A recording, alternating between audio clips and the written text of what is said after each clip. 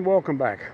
I'm out and about riding today and it looks very sunny, but in reality there's a big storm cloud front, and that's the reason why I'm out here. I get the impression out there that there's a lot of anxiety about e-bikes and rain and water, and for obvious reasons. You know, water and electricity normally don't mix. But with e-bikes, and especially top-end e-bikes like the Scott, they are what we are called water resistant. They're designed so that you can be out and about, and if you get caught in a rain shower or if you're out in the snow, you can still use the bike. I hope you understand when I say water resistant. It is not waterproof.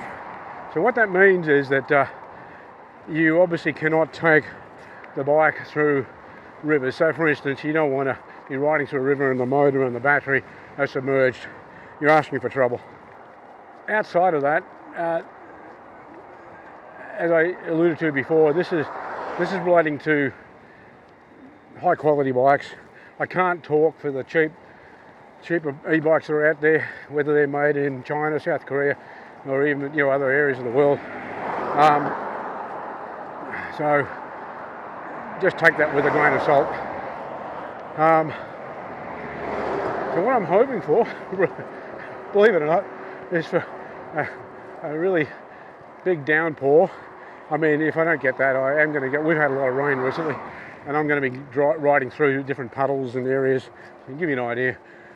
But I'm hoping to get quite a downpour with the cloud that's in front of me building up.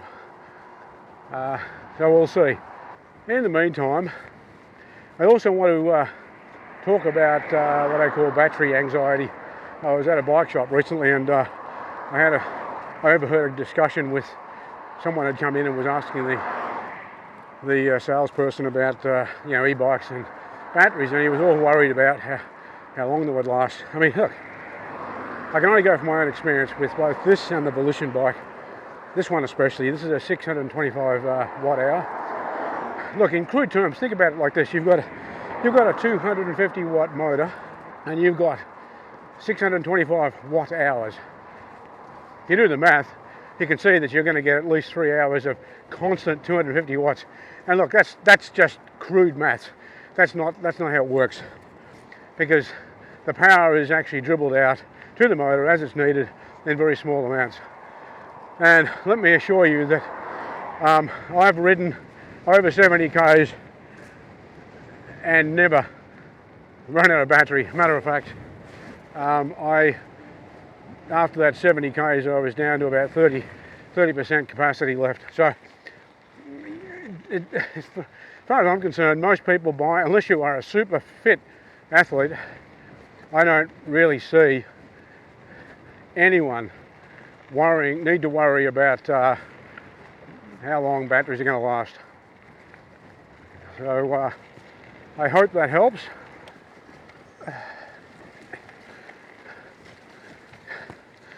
I'm going to get some mud guards for the winter use, and I'll do a video on when it's ready to go. But here we go. As you can see, except for the fact that it's extremely muddy. Oh, now I don't know if you noticed that, but I had a situation then where I was losing control. The back wheels were skidding, and I just put a little bit of force on the motor, and I had total control. I couldn't believe it. That comes back to that EMTB mode I've been talking about. Now there's an example of what I'm on about. You can definitely go through that sort of water without any problems. Will I or won't I? I'm going to chicken out.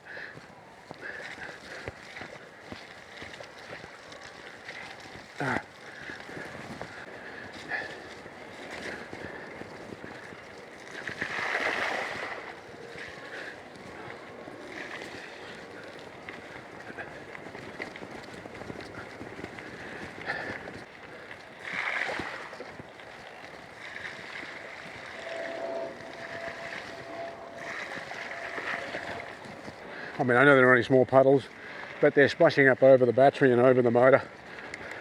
It's not a problem.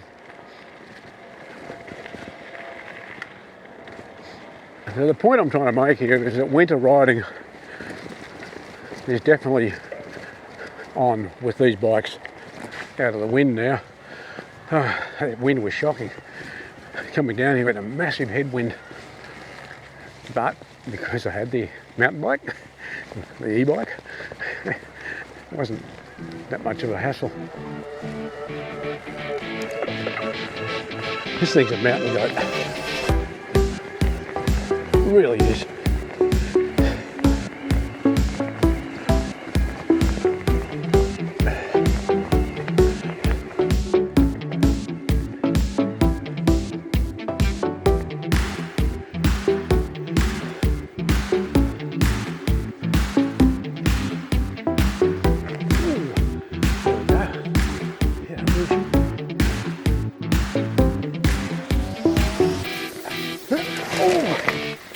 I went over a bit too far. Oh.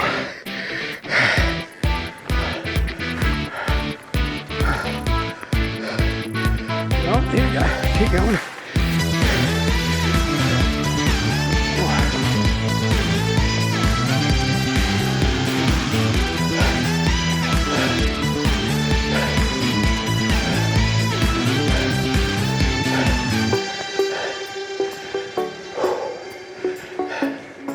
There you go. So what happened there, the rear wheel hit a root. Speaking of roots, not going to get through there. Okay. I think I might turn around.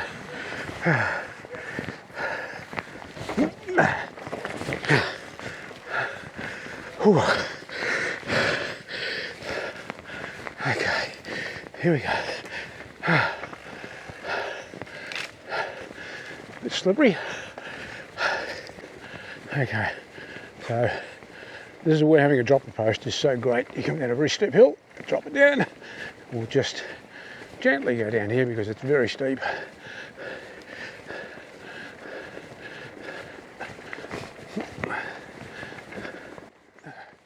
Ooh.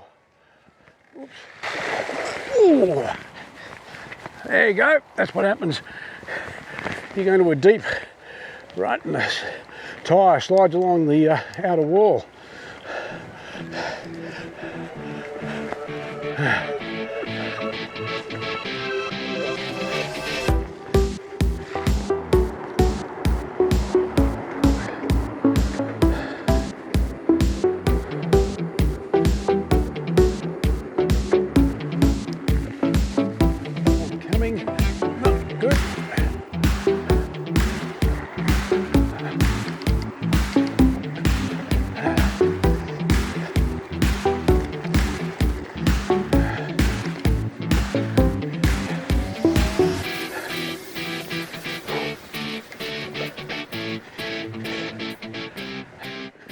Only a few minutes ago the sun was shining.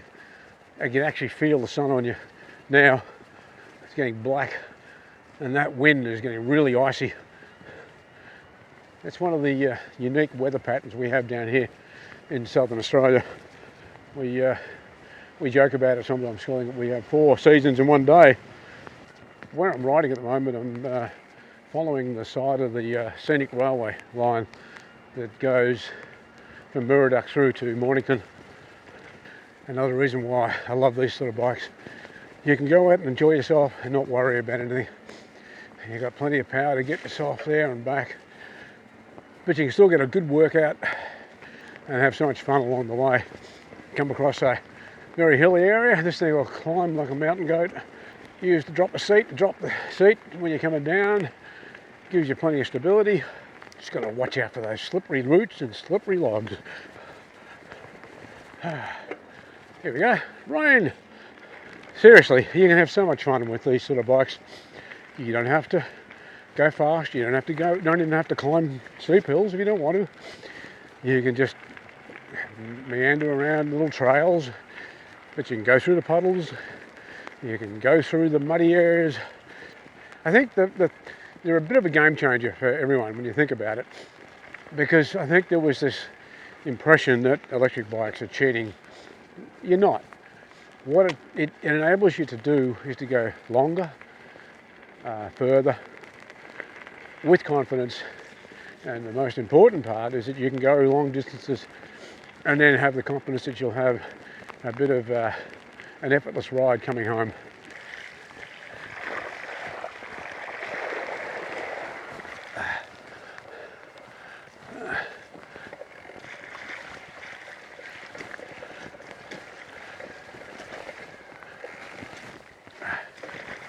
I really hope this is helping you to understand that these are all normal weather bike. You can use them anywhere. Just entering our snow season here in Victoria. Sometime in the next month I'm hoping to go up to Lake Mountain and try it out in some of the snow regions. It is cold, it's around 8 degrees. Although with the wind chill it feels more like about 4 to me. I think riding is one of those activities that just give. They keep you fit. They let you see the world. You can explore. Meet other people. Meet other dogs.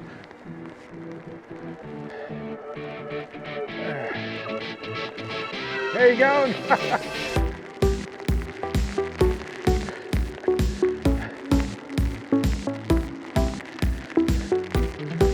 There we go. It's full on raining now. Hey, the bike is loving it, I'm loving it.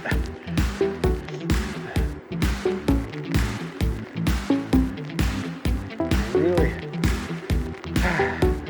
think about it. Yeah, enjoying yourself, getting fit. Get home, have a nice cold shower.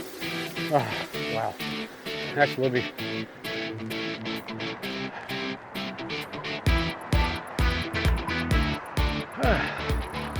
As you can see, it really is quite wet.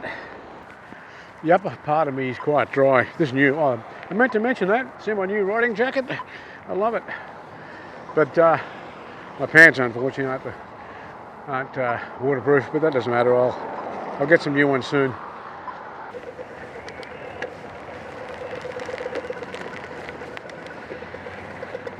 I think that should answer the question well and truly.